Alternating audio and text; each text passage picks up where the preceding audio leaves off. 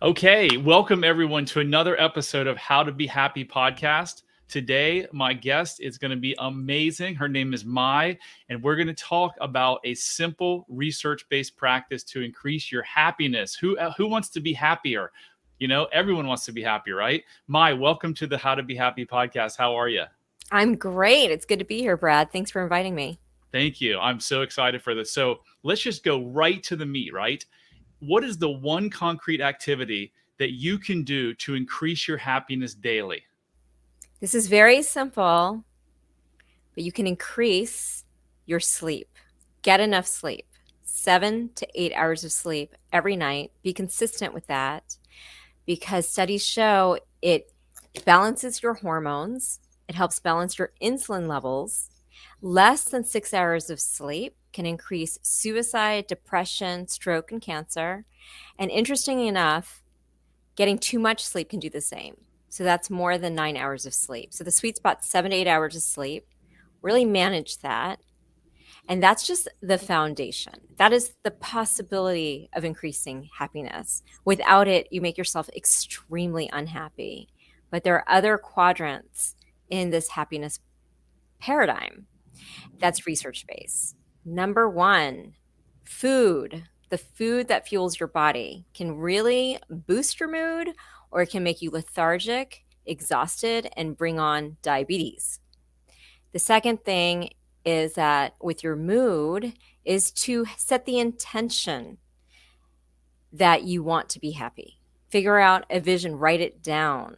The third thing is movement. Movement can affect your mood. You don't want to wait around until you're in the mood to move. You want to move and it affects your mood.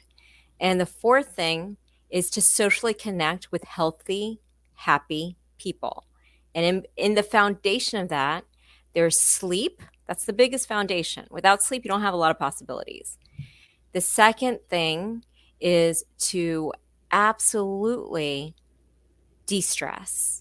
And the third thing is to practice calm breathing. So that's why I'd say focus on sleep first. Okay, whoa, you just said a lot. And honestly, that answer, we didn't prepare for this, right? That was not what I expected to hear about happiness, but it is so true, right? Because my focus on happiness is getting rid of the untruths in your life. You can do all the work. I can do all the work on a client, but if they're not sleeping, there's no chance they're going to be happy, right? I have a good friend who's a nutritionist, and she just took on a client yesterday who literally is in a schizophrenic state because the guy sleeps like a half an hour a night, and all he eats all day is sugar. So sleep to me is really really key because I bought this ring, this Aura ring, about 6 months ago, and man, my life has changed. I thought I was a great sleeper. When I used to smoke weed every night, I'd sleep like 8 to 10 hours a night, and I'd be like, oh, it helps me sleep. What I didn't learn is that number one, I was really only getting post weed in the last couple of months. I've only been getting, like, when I started this journey, 12 to 20 minutes of deep sleep. Now I'm getting closer to an hour because I've gone through the sleep process and I realized I have sleep apnea. But I did a lot of research and a lot of studying. And one of the things about sleep is that deep sleep is very important, but REM is also important. And what I didn't know is that alcohol and marijuana keep you from getting to REM sleep. And all of those things you mentioned about memory and dementia and all those bad things, like REM and deep sleep, are a natural process of your body, right? If you don't get those things, you are going to be an absolute mess no matter what you do. So it's really interesting answer. Yes. And then if you want to do daily habits, I highly recommend this free podcast. It's called The Happiness Lab. It's by Lori Santos, Okay. and she's a professor at Yale. And she does evidence based research on things you can do to make yourself happy, like practice gratitude, random acts of kindness. Um, just really making sure that you have a generous heart. That's really important. And really having that intention, right? It's very hard to be happy if you don't give yourself permission to be happy. A lot of people don't give themselves permission to be happy. For sure, for sure. So, um, I don't know. Have you watched the Netflix documentary with, oh my gosh, why am I blanking on this? The famous psychiatrist and the actor. Stutz, Stutz. Have you watched that? I haven't watched it yet. Okay, you've got to watch it because the guy's name is Phil Stutz. He's a doctor. He's a psychologist to many of the stars, and I'm blanking on the guy's name, but I'm sure people know it. And he goes through what he calls the life force, and he has three levels of the pyramid. And you mentioned that you have a pyramid. At the bottom of it is like the personal, which is health, which is sleep, diet, and exercise. That's the critical piece. The middle piece is connection, which you mentioned. You've got to be connected to people to be happy. And the top was your basically your relationship with yourself, which if you don't have a good relationship with yourself, like, all bets are off. So it's so interesting that you bring up these points because that's exactly what he said in this documentary on how to be happy. Yeah, it's interesting because self-awareness is the first step to shift. This is really important. I was just at a weekend workshop at Crapalo listening to Bezel van der Kolk, and he's a pioneer in trauma work. And he said evidence shows that nothing happens unless you really have a solid nervous system to learn. So if you're in fight or flight, your brain locks so you can't learn or be curious. But if you're in your parasympathetic nervous system, which is your rest and digest, versus your sympathetic nervous system, which is your fight or flight, you're able to make good decisions, you're able to learn, and you're able to get curious. And that curiosity brings you to self awareness. And self awareness can take you down a very positive path of self compassion. And I've been teaching for over 15 years, and my background is chronic disease prevention. That's what I studied in graduate school. And what the research is showing is that chronic stress leads to chronic disease. And the opposite of disease is ease. And ease opens us up to happiness. So that is one of the many things I've learned in my 2-year journey on this magical life transformation that I've gone through.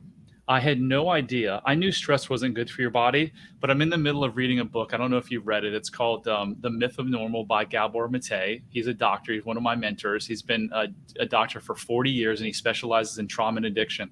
It's a 600-page book. It's fascinating. And the entire book is how everything, all disease and all stress, all disease and all mental illnesses all goes back to stress. Everything. Like, and people have a real problem with this when I post this online. Like the cancer and the MS. Like when I post, a lot of people are like, yeah, this is great. And then other people are like, I can't believe you would say that my stress and my unresolved childhood trauma leads to cancer and MS. But it does. Like a lot of experts believe it. Go to the MD Anderson Cancer Site at the University of Texas in Austin, which they're one of the leading cancer institutes, I think, in the world. And right on their site, it says stress will fuel cancer. It's undetermined if it causes it, undetermined. I know in the coming years that science is going to find we all have cancer cells. That's for sure, right? Why is it that some people get cancer and some people don't?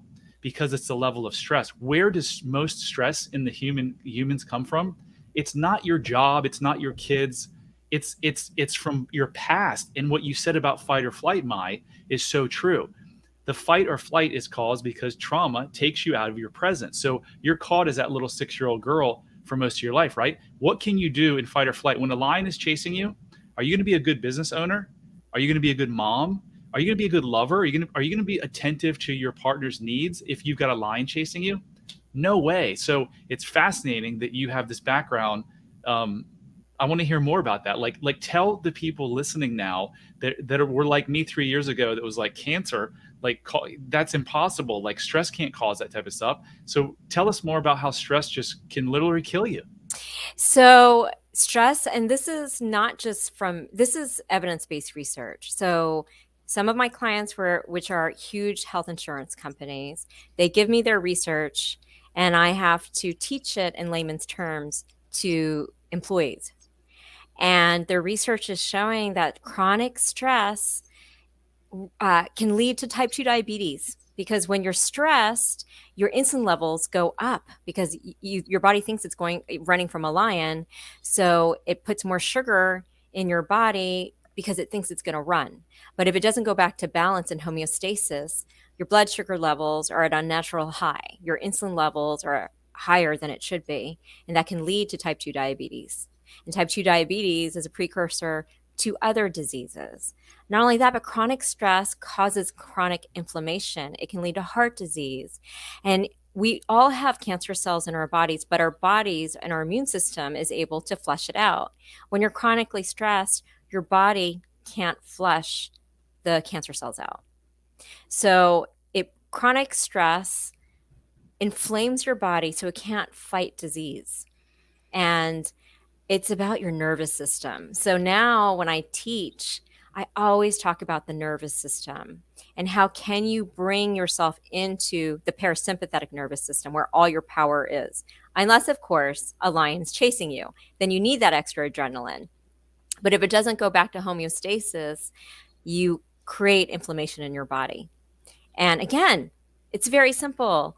The opposite of disease is ease. How can you add joyful health to your day every day? Something that is both joyful and healthy. Like some people say, oh, drinking 2 shots of tequila, that is so joyful for me. And I say, is it healthy? Right? So you got to combine the joy and the health because it's good for your nervous system. It's good for your immune system. And this is evidence-based. I am not just saying this anecdotally. The NIH and scientists like Bessel van der Kolk, he studies this. And you can have a terrible childhood. I myself did not have a joyful childhood. I came from a broken home and it was not pleasant. You can't let that story define you. But you have to feel those feelings in your body. But you don't want to get stuck on the story. And you can do that through EMDR and somatic therapy and getting a good counselor that knows about trauma and the body. That's what I'd highly recommend. Get your help. Don't get stuck in the story. Yeah, the interesting part though is so many people are unaware of this, right? So many people are caught up in bad marriages. They don't sleep. They their business isn't good.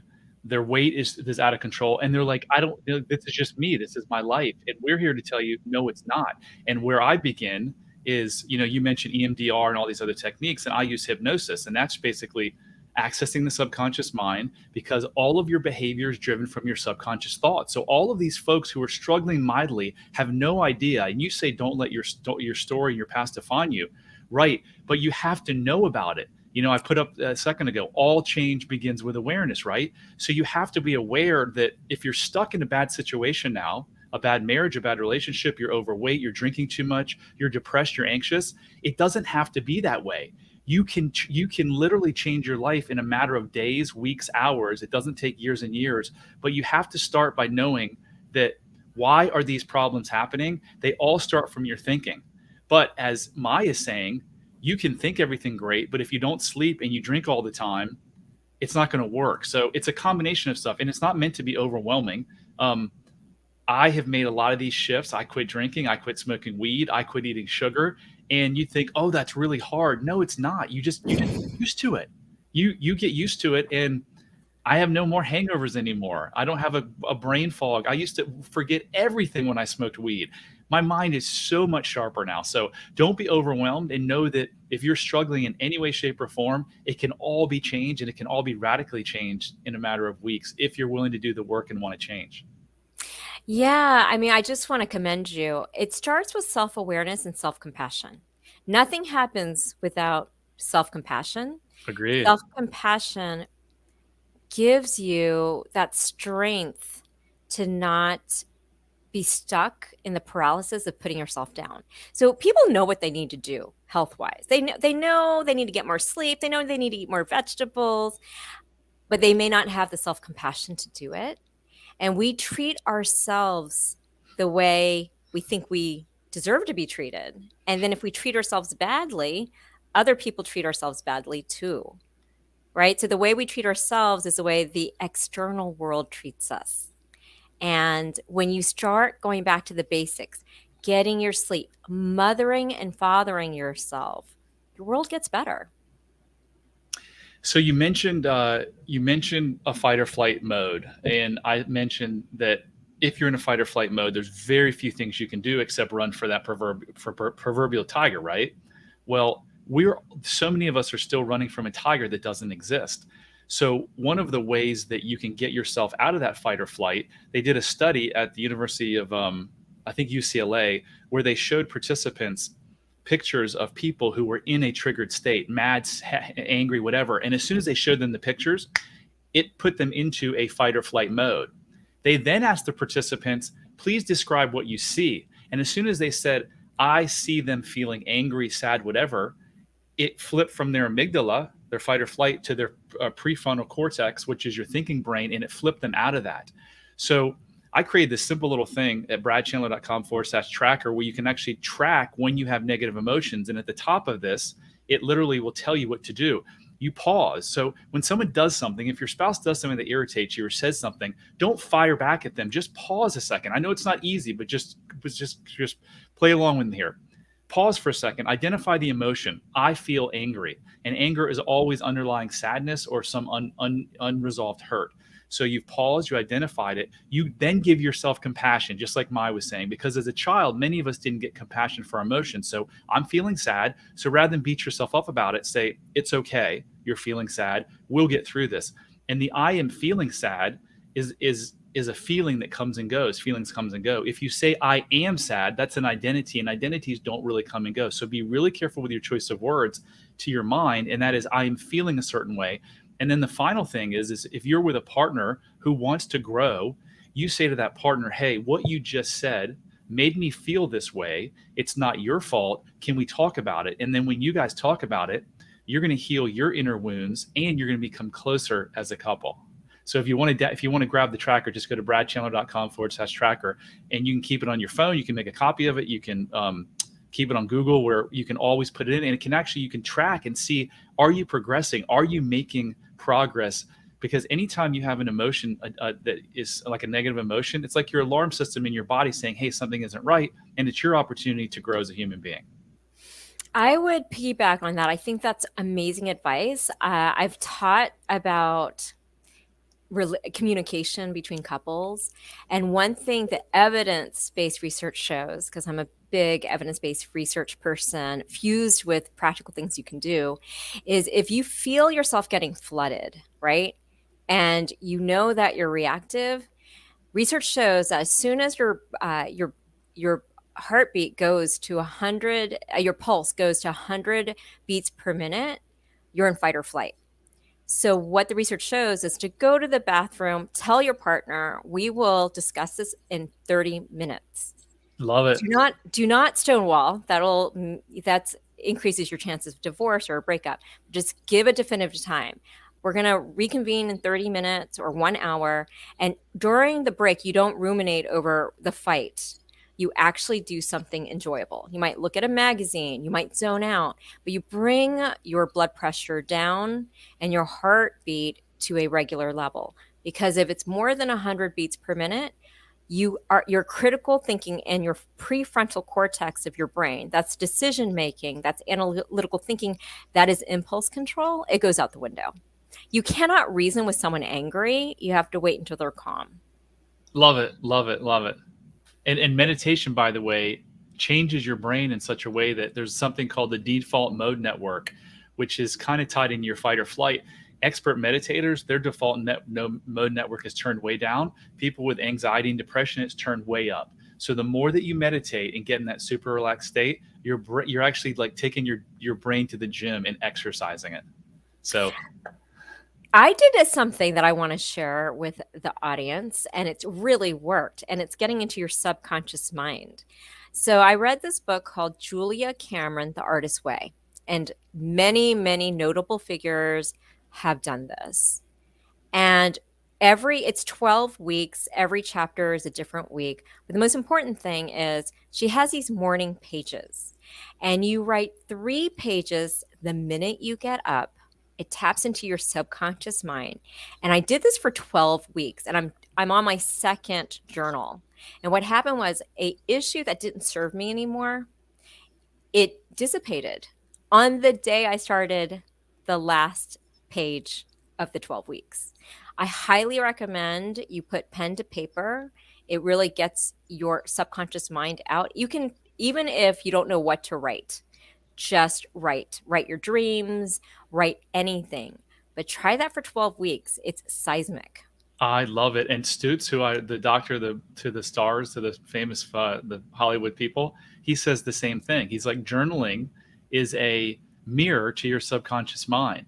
So since I've watched that 30 days ago, I now have all my clients as a regular routine start journaling, and I've got questions if they get stuck. And grateful journal is another great thing to do. In the morning, write 5 things you're grateful for. In the evening, write 5 things you're grateful for, and then write 3 things that happen good in your day. And that gets back to your, giving your permission yourself to be, happy, right? Because it's hard to be depressed or anxious when you're grateful.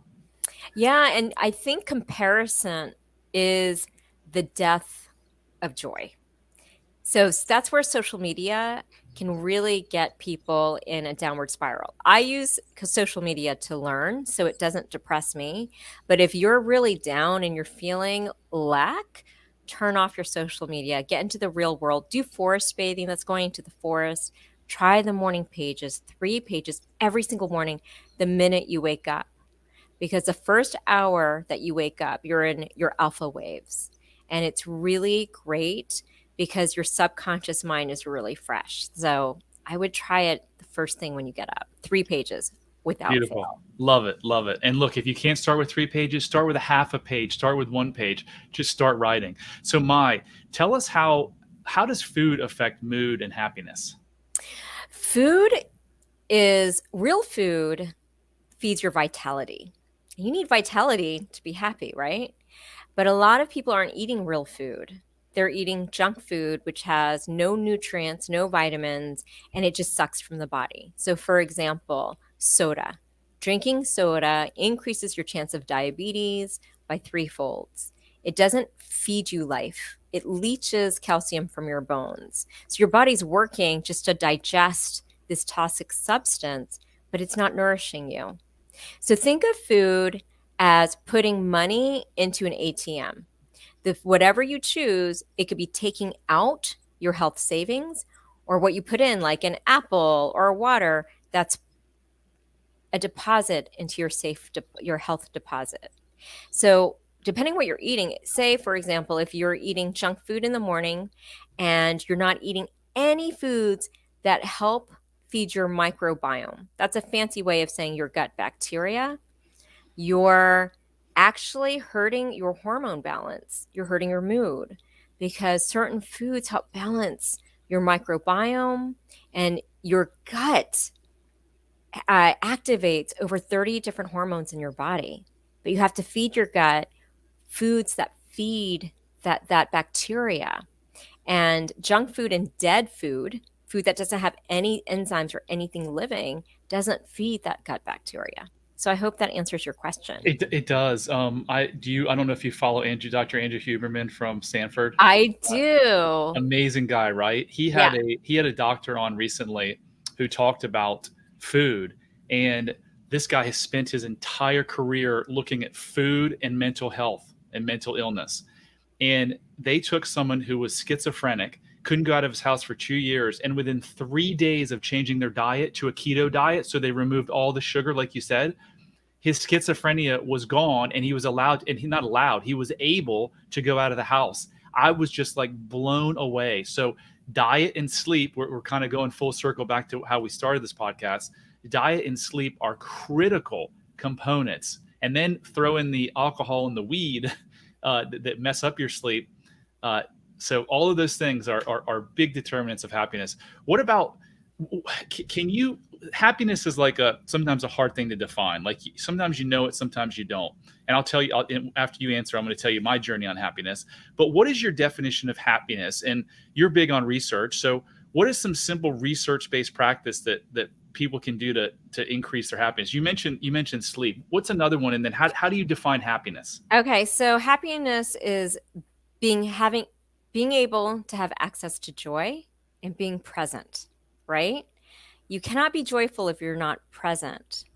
So you have to be the ability to show up for your life and to experience joy at appropriate moments. And it's interesting because according to Harvard and Stanford longevity studies, They studied people who lived in over 80 years old and didn't die of chronic disease. And the number one factor that they found for longevity and a contented life was healthy, happy connections. And that is connecting with people who make you feel nourished, safe, not judged. And the number one cause of the downfall of Harvard educated white men in the 1940s was alcohol. So that Bam. was pretty profound. So between exercise, sleep, food, it's healthy connections is the number one thing you can do for a disease-free chronic, keeping chronic disease away from you and a long life.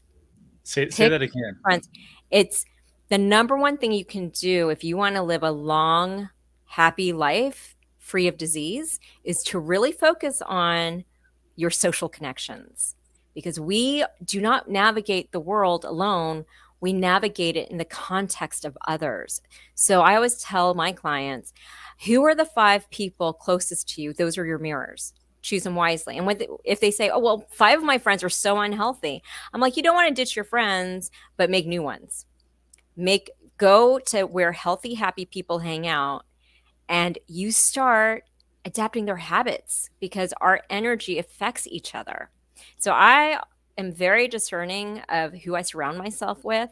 And I also surround myself with a growth mindset group of people, not Yeah. fixed growth.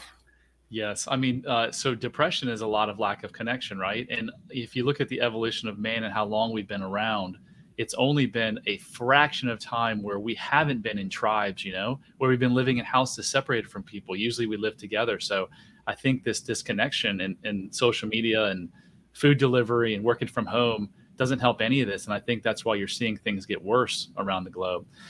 So let's ask this. How is happiness tied into self-love? And how does one know if they have self-love? One knows that they have self love in how they treat themselves, right? Are they showing up for themselves? Do they have healthy boundaries?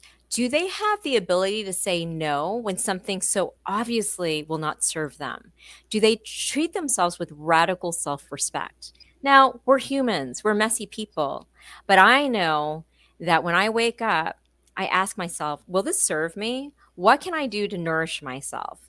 Who can I talk to that makes me feel loved, seen, and heard? Most importantly, do I see myself? Do I hear myself?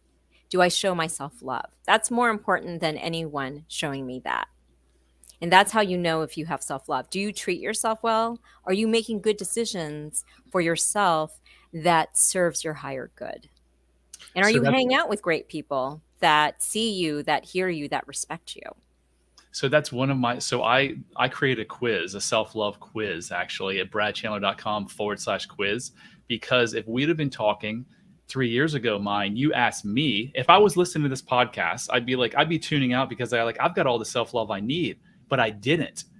I thought I did. And I thought that I didn't care if people judged me. I used to be like, I don't care what people think of me. All along I did. And it wasn't until going through my transformation and realizing that some of the things you said, do you have utter self-love? Do you have compassion for yourself? I didn't have those things. So I talked down to myself. I used to tell my wife, my ex-wife, that how dumb I was. I used to say that all the time. She's like, what are you doing that? Why are you doing that? I used to judge people a lot. I had self-destructive behaviors. So if you're sitting here saying, well, I have self-love, you can go take the quiz free, and you don't have to enter anything. Just go take it, and it will give you your score. You just have to look at your results in life. It's like if I was asking an alcoholic, are they an alcoholic? And they're like, no. I would say, well, how has alcohol affected your personal relationships, your health, your work, your blah blah blah, your family? So all you have to do is, if you're sitting there thinking everything's great, I have self-love, are you in a deeply connected relationship? Is your health good? Do you do self-destructive things? Do you judge yourself? And if the answers to those are affirmative, then you've got some work to do. And the work is worth it, because the other side of where you are can be absolutely magical, not only from a spiritual and joyous standpoint, but what we've just spent the last 25 minutes talking about from a health perspective. If you want to avoid illness and disease, you got to learn how to have compassion and love for yourself. Yeah, I love that you brought up judgment. I used to be a really critical, judgy person, and I thought I could just fix everybody. And I realized it was because I was very judgmental and critical towards myself.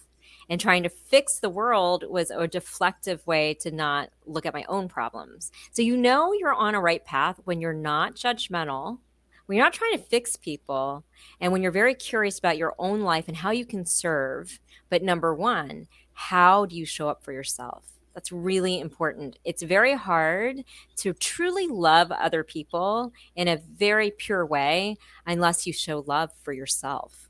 And that's not narcissistic, it's self respect and self compassion.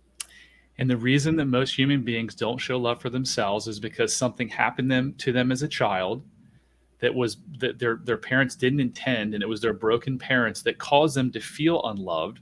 So their whole life they live feeling unloved, and that brought on the eating disorders, the the addictions, the bad marriages, the bad relationships, everything. But guess what? As an adult now, you don't need your parents' love anymore. And if you can become aware of it, you can get yourself out of that prison of childhood, and you can provide yourself all the love that you ever needed. No one can love you like you can love yourself. And like you said, some people are like, is that narcissistic? No, it's not a love that I'm better than everyone else. It's a love that I am as good as anyone living or dead that's ever lived on this planet. And unfortunately, most people don't believe that. But that is the truth. Live in the truth, and you cannot suffer. Right. And self compassion, I would highly recommend if people are grappling with self esteem issues and self compassion to check out the work of Dr. Kristen Neff. That's Neff. She's a psychologist and a professor of psychology and an expert in self compassion, evidence based, of course, at the University of Texas. But she's on YouTube, she's done TED Talk, she's incredible. So, Kristen Awesome. Neff, self compassion. So, Mai, this has been fantastic. What an awesome podcast. Another edition of How to Be Happy podcast. How do people reach you? What's the best way to reach you? They can reach me through my website, myhealthnow.com. That's MAI healthnow.com. They can find me on LinkedIn, Mai Trin, and there's a contact form on my website. I'd love to hear from you. I'm also on Instagram at My Health Now. That's MAI, and I'd love My Health Now. So yeah, that's how they can reach me. This has been wonderful, Brad. Keep on sending good vibes to the world. It's so great to know you. I love what you're doing. Thank you. And if you enjoyed this podcast, please rate it, please review it, please share it, do whatever you want with it. Just get the word out, because my whole purpose in life now is to make an impact and to give people the joy that I have gotten and to end their suffering. Because if you're suffering for any reason in life, you don't have to be suffering. I promise you there's a better way. So remember, love heals all, and see you next time. Bye, everybody.